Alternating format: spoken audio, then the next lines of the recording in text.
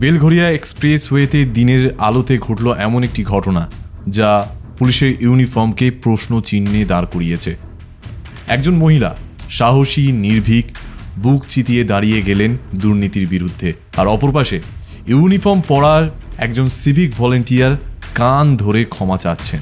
হ্যাঁ, ঠিকই শুনেছেন, এই ঘটনা এই সময় সোশ্যাল মিডিয়ার চূড়ান্ত ভাইরাল কন্টেন্ট।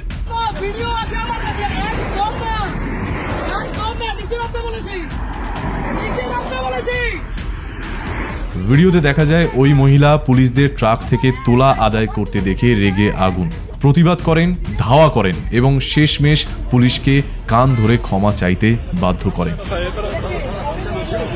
কিন্তু কে এই মহিলা?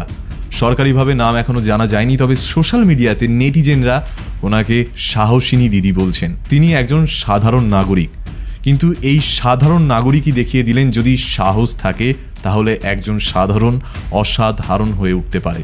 এই ভিডিওটা একটা বড় প্রশ্ন তুলছে। এই ঘটনা কি প্রথম? মোটেও না।